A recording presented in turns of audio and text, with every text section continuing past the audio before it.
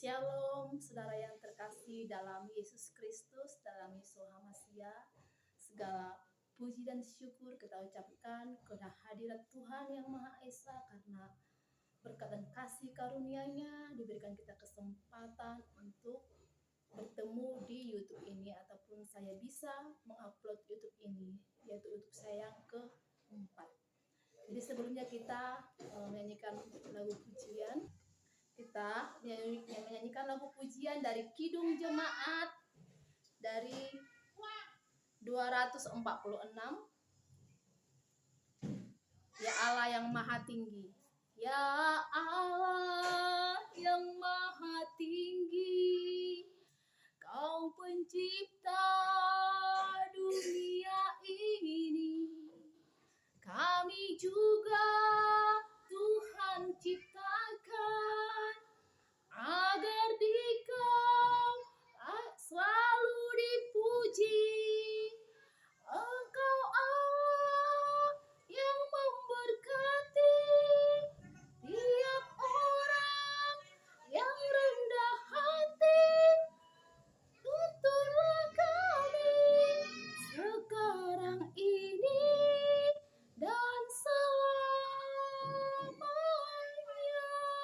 Sekali lagi saudaraku.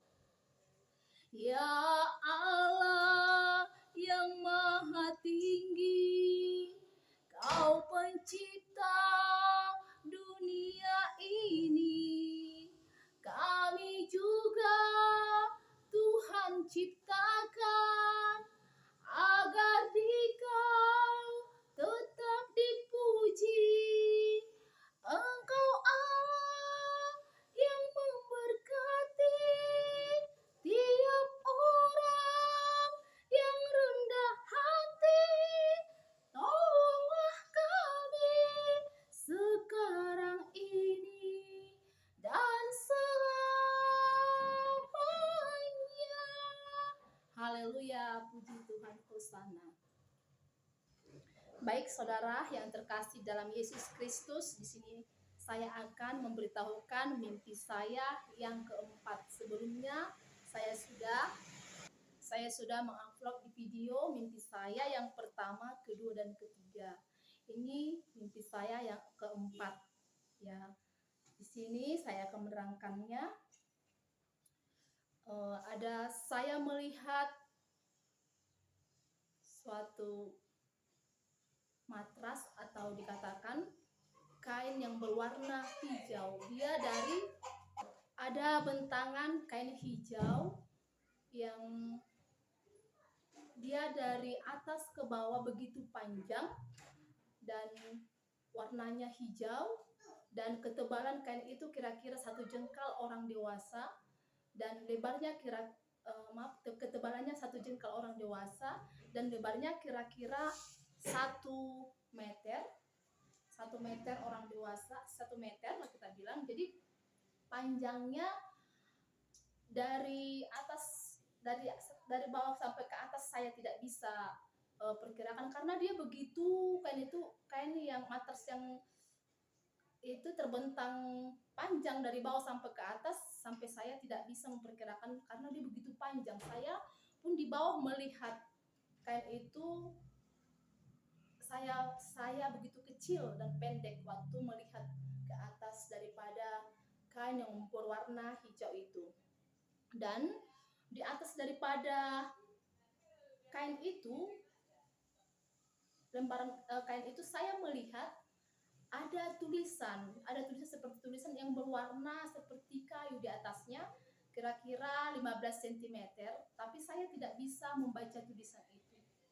Jadi sebenarnya pun saya sudah lama memimpikannya, kira-kira sudah ada 7 bulan lebih.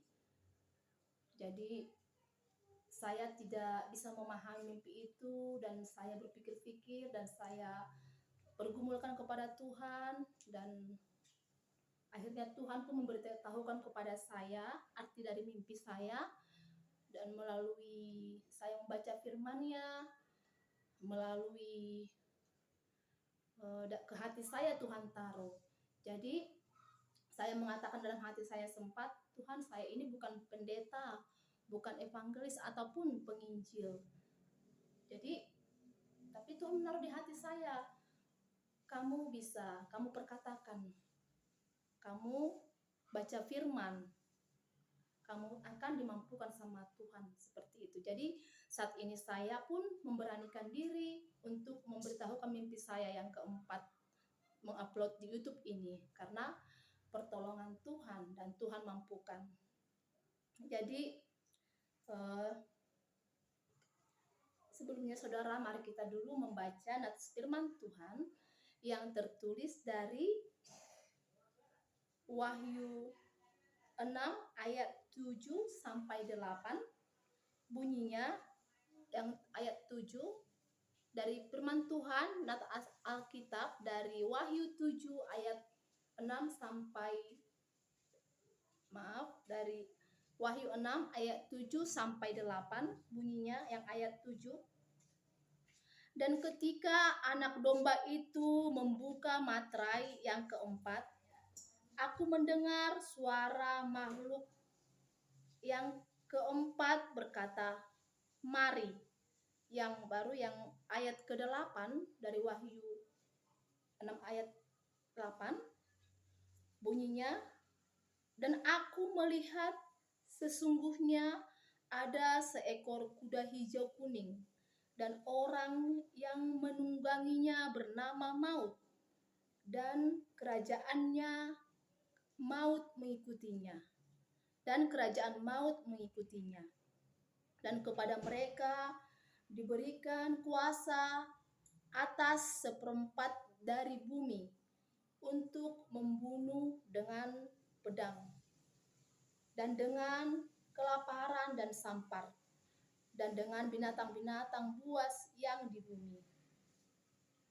Jadi di ayat 7 tadi dikatakan membuka materai yang keempat. Jadi kalau yang di ayat Wahyu 6, kalau di Wahyu 6 ayat 8 tadi diperkatakan mengenai penyakit sampar, kelaparan.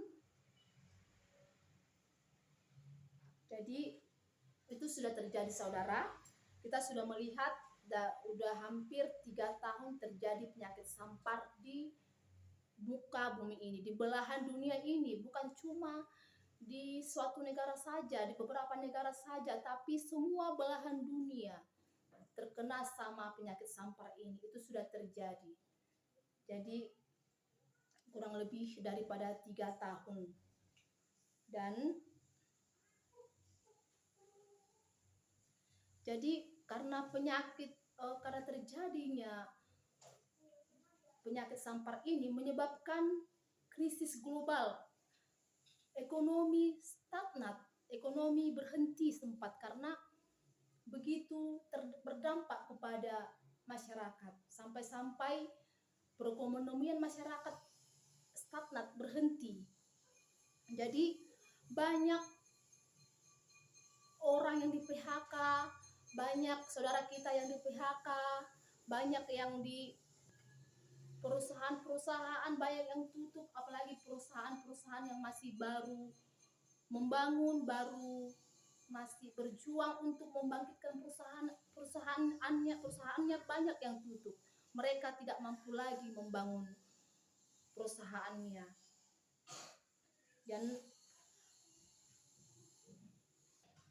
Dan ketidakmampuan masyarakat untuk membeli, daya beli masyarakat sudah tidak mampu lagi karena krisis global tersebut. Dan saudara, tadi kita bisa melihat di Wahyu 6 ayat 8, kerajaan maut mengikutinya. Jadi seperempat dari muka bumi sudah diserahkan ke kerajaan maut. Dikatakan tadi pada Wahyu yang ke-6 ayat 8. Jadi sekarang ini banyak terjadi kematian selain daripada meninggal karena COVID, meninggal karena berbagai penyakit, karena kanker, dan macam lagi penyebabnya. Ada yang meninggal tiba-tiba, bahkan kita tidak tahu apa penyebabnya. Paginya, malamnya sehat, paginya sehat, berangkat bekerja, di kerjaan tiba-tiba bisa meninggal, pulang sudah mayat. Itulah kita tidak bisa menentukan kapan hari kedatangan, kapan Tuhan memanggil kita. Kematian itu tidak memandang usia, tidak memandang umur, tidak memandang siapapun orangnya, baik kaya, baik miskin, semua bisa saja berada di dalam kematian itu. Jadi anak-anak pun banyak yang meninggal, orang dewasa, orang tua. Bahkan sekarang ini anak-anak terakhir ini ada kabarnya meninggal karena organnya telah rusak karena disebabkan oleh obat tertentu. Jadi itu sudah banyak terjadi di Jawa, di Sumatera, bahkan di berbagai belahan dunia. Jadi untuk itu saudara, marilah kita tetap mempersiapkan diri kita untuk tetap setia dan taat kepada Tuhan. Ya memang benar saudara, itu Tuhan izinkan terjadi seperti yang tertulis tadi dalam Wahyu 6 ayat 7 sampai 8 itu. Malaikat maut, kerajaan maut sudah datang, sudah 3/4 dari bumi ini dikuasai oleh kerajaan maut itu. Tuhan mengizinkan itu terjadi. Jadi untuk itu saudaraku yang terkasih dalam Yesus Kristus, tadi arti dari mimpi saya tadi, Tuhan memberitahukan bahwa materai yang keempat yang tertulis dalam firman Tuhan sudah terbuka, sudah mulai terbuka dia, yang yaitu kerajaan maut sudah dikasih kesempatan untuk menguasai untuk 3/4 bumi ini dikuasai oleh kerajaan maut.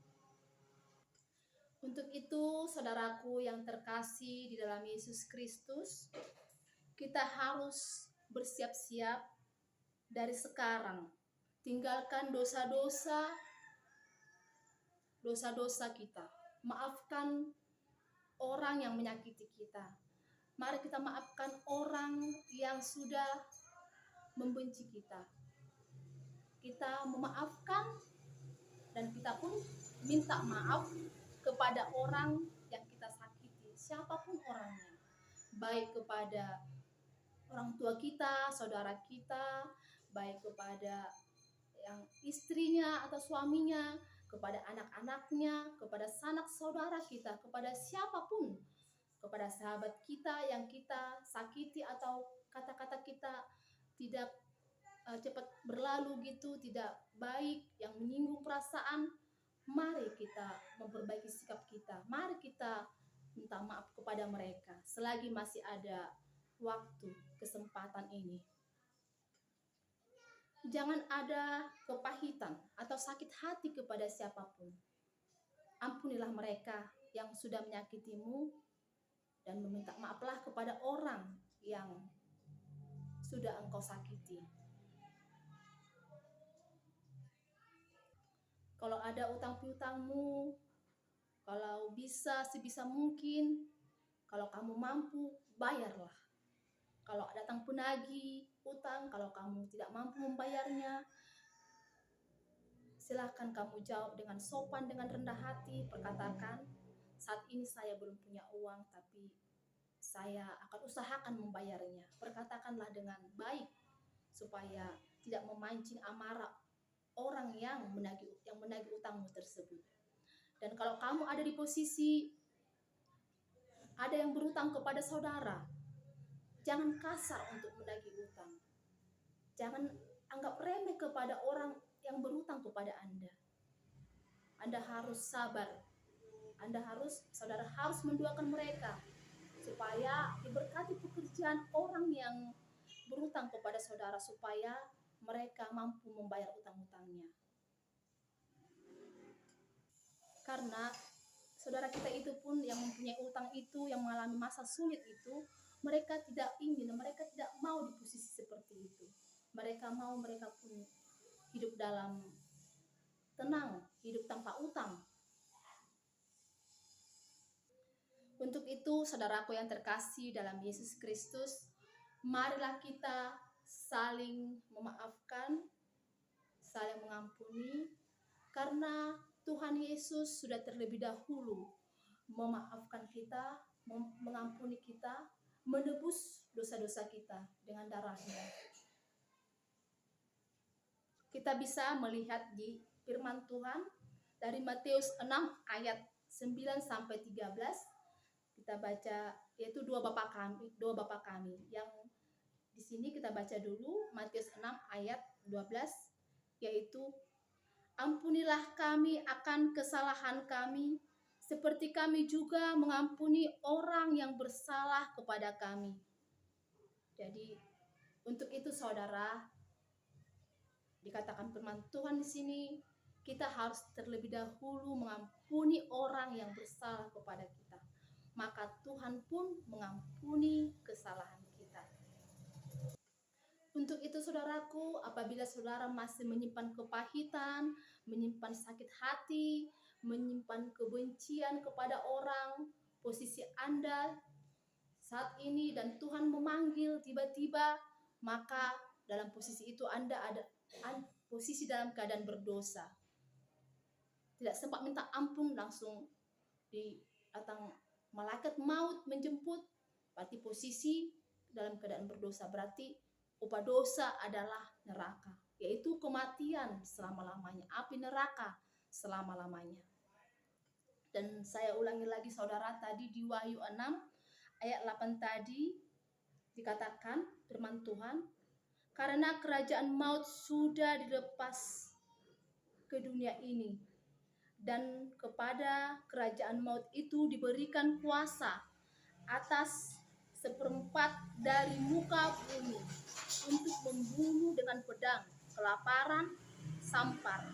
Jadi makanya kita sering melihat banyak sekarang orang yang meninggal baik karena COVID, baik karena penyakit lain, bahkan tanpa ada sakitnya bisa meninggal tiba-tiba tanpa ada gejala.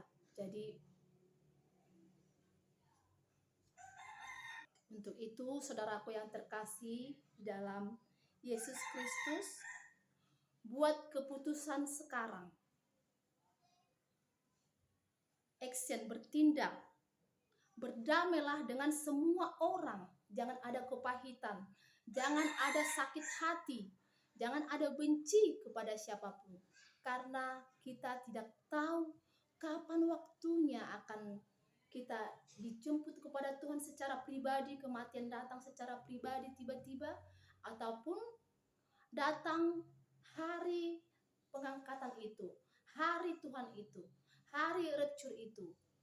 Jadi saat hari kematian pribadi kita datang, ataupun saat pengangkatan, saat hari Tuhan, saat kiamat datang, kita pun sudah siap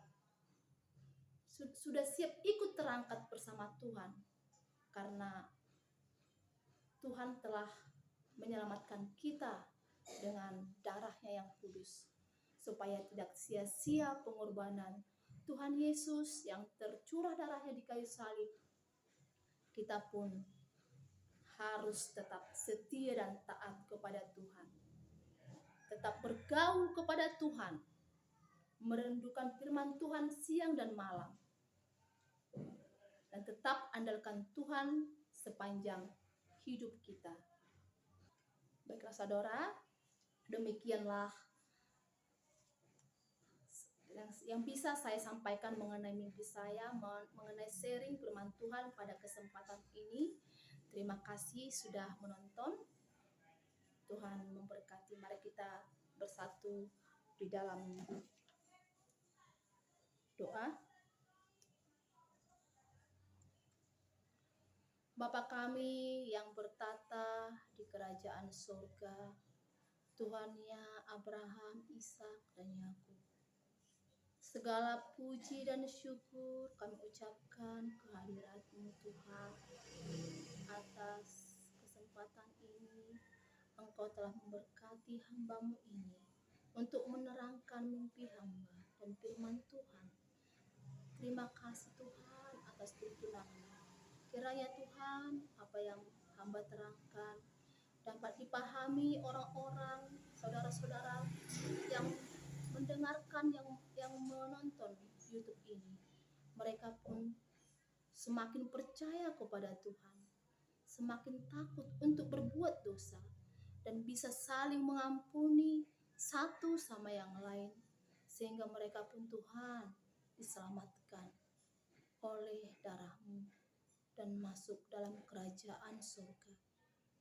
Tuhan, banyak saudara-saudari kami yang menonton YouTube ini dalam pergumulan, baik dalam keterpurukan, dalam perekonomian, baik dalam pekerjaan, baik dalam sakit penyakit, baik dalam keharmonisan rumah tangga, ketidakharmonisan rumah tangga. Tuhan, kami mohon yang mengalami keterpurukan dalam perekonomian, Tuhan bantu mereka Tuhan agar bisa keluar dari keterpurukannya. Berkati segala pekerjaan usaha mereka agar mereka mempunyai penghasilan yang lebih baik dan usaha mereka bisa berlipat ganda, bisa menjadi berkat diberkati, menjadi berkat untuk sesama.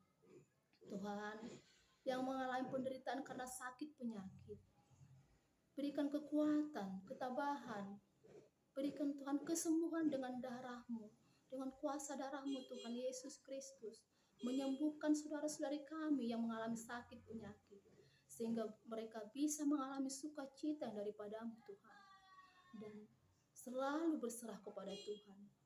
Tuhan, yang mengalami ketidakharmonisan dalam rumah tangga antara suami istri, antara orang tua dengan anak, antara anak dengan anak. Tuhan, mereka adalah anak-anak-Mu. Kasihilah mereka Tuhan. Berikanlah mereka Roh Kudus-Mu agar mereka bisa memberikan damai, memberikan sukacita dalam keluarga mereka, meneladani Engkau Tuhan Yesus, sehingga mereka bisa memberikan surga di tengah-tengah keluarga mereka Tuhan. Nama Tuhan dipermuliakan.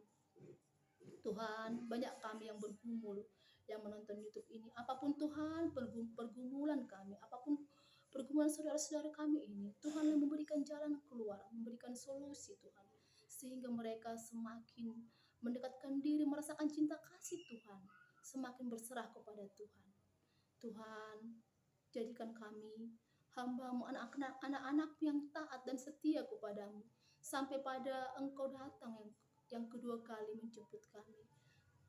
Karena itu adalah Tuhan rahasia-Mu, karena itu kami harus siap-siap saat kapanpun Engkau datang menjemput kami secara pribadi, ataupun masa hari Tuhan itu atau masa pengangkatan itu tiba.